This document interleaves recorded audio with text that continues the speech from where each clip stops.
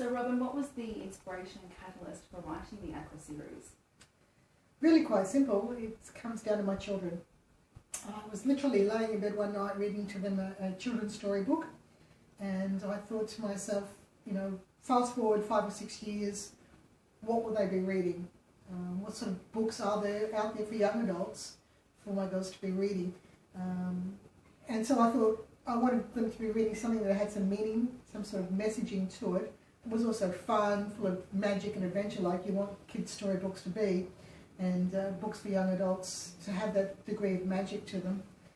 And I thought, well, I hadn't seen anything out there that captured that, what I was looking for. And it was in that moment that Ak-cra was born. I wanted my girls to be able to read something that had some meaning, that challenged them, that made them think about something, as well as having a great story with fun characters, a good yarn that made them smile, made them laugh, held them in suspense, but also had behind the scenes some background messaging for them. And as I said, that was the moment that Ak-cra was born. The messaging to me, and then the message for their generation, I believe, is global warming. So, that's what Ak-cra is all about. It's about global warming. Throw in magic and adventure and a fascinating tale, but at the heart of it, it's about global warming, getting them to think about the planet, and our future. What can we do to help protect it? So as a first-time author, take me through your writing process, what worked, what didn't, and if you have any advice as well for other aspiring authors. That's really funny because as any full-time employed parent will tell you, there's not a lot of free time. So I can't sit down and say there was this wonderful process that I engaged in to sit down and write, because to me there was 2 ways that I did it. There was snatches, where I just grabbed a moment whenever I had it and sat down and wrote. And that might have been while the girls were sitting down doing their homework, I was on the computer writing, or they were outside playing with the dogs, and when they weren't calling me or fighting amongst themselves, I would literally be sitting down and snatching in paragraphs. And so I would just take stolen moments whenever I could, and I had to take them. I might be laying in bed at 10 o'clock at night trying to sleep, and someone was talking in my head, and I would have to get up and go downstairs and type and sit in front of the computer and just get it out. So whenever the moment came, I had to seize it. I couldn't afford to be fussy and say, no, I'm busy now. I just can't do it. I could have been out at the shops and something would occur to me, and I would have to just write down a few notes so that I wouldn't forget what those thoughts or ideas were, and then I could come home and extrapolate upon them.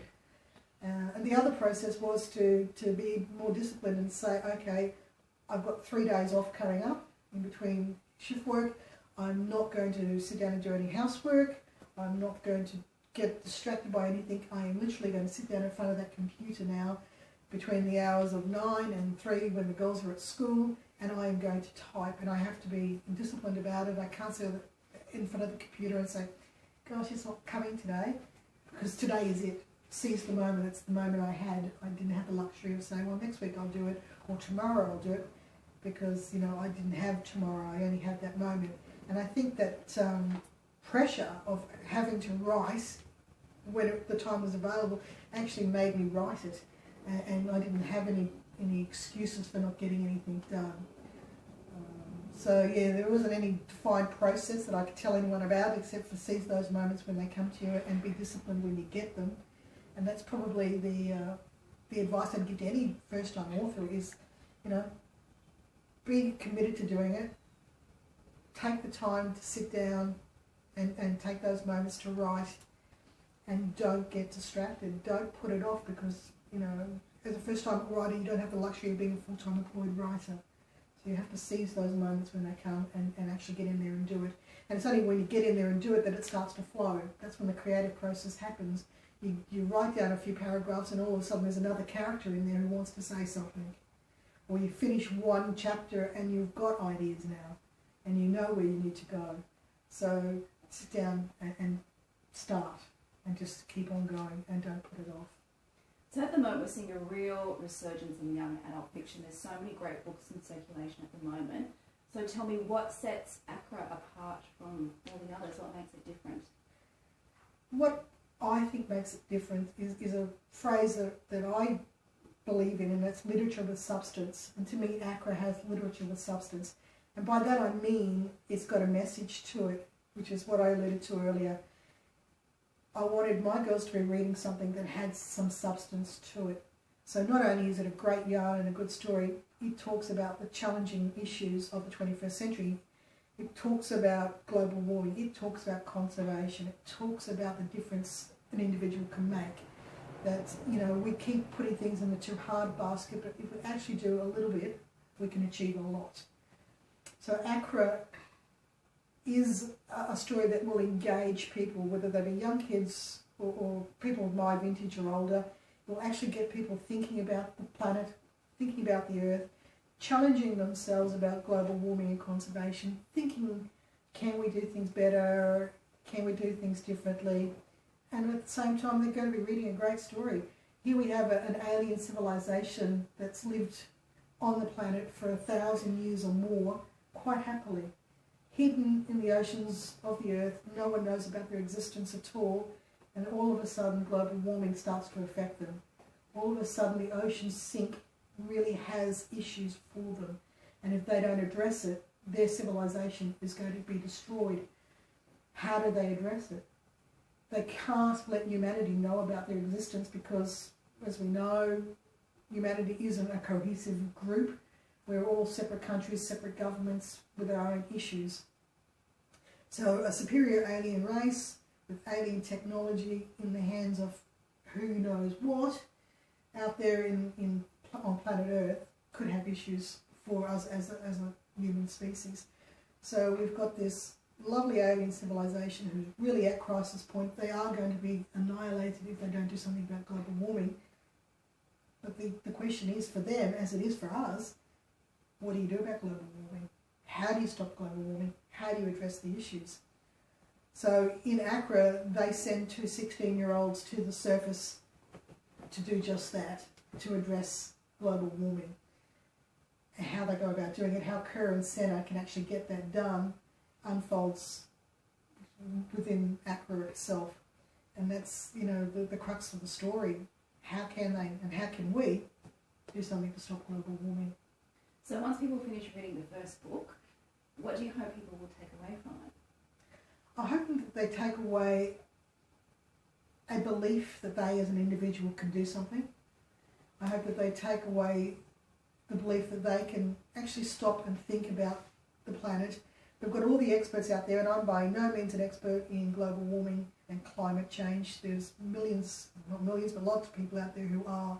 And so I would hope that people, when they finish reading Ak-cra, will want to know more, will want to get online, will want to read material, will want to make up their own decisions, will decide for themselves whether they believe or not believe in global warming and climate change.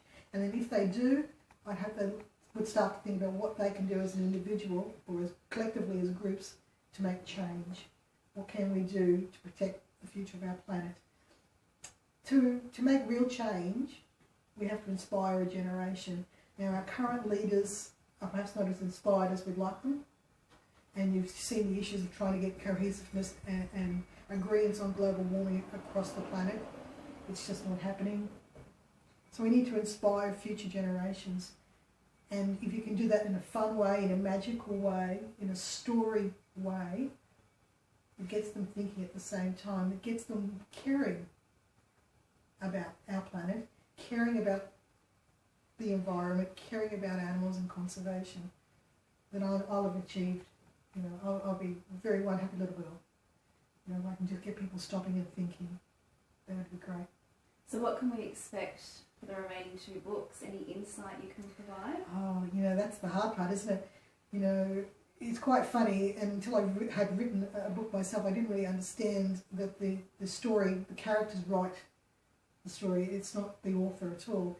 And it's very, very true. I have some ideas as to where I want to go, but until I sit down in front of the computer, it's amazing how the direction changes. The people inside my head, the characters tell me where they want to go. So I might have a vague idea or even some concrete thoughts, but during the writing process, you can deviate quite markedly on where you thought you were going. Having said that, I do have some ideas for the continuation of Ak-cra, which is the next book should be out in 2015. Basically, we're talking about them being discovered, one of them getting captured for scientific study, because this will be the first time humanity has found an alien life form. So captured by the military? Could be, Emma, could be. You'll have to read. But yeah, I think we have to give the military a go, because they would have the resources to track, locate, capture and study one of our teens that have come to the planet. The great thing about writing a piece of fiction, and in this case inventing an alien civilization, is that I invent a species of humanoids. And that means I can give them all sorts of powers and magic that I wish.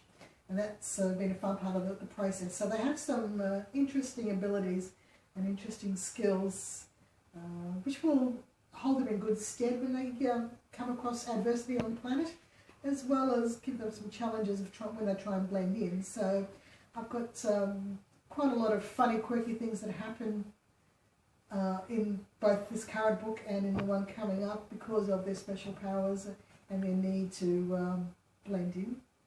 So there's also romance, and what's a great book without a romance? I'm a romantic at heart, always have been, always will be. So I've got a little bit of a love triangle happening there, and I've had quite a few people read the book, and that's usually their number one question is who's going to end up with who. And I just look at them and say, I don't know, because literally I don't know at this point in time. So yeah, so I've got a bit of romance, I've got a bit of action happening there. Yeah, good stuff coming. Look forward to it. Thank you. My pleasure.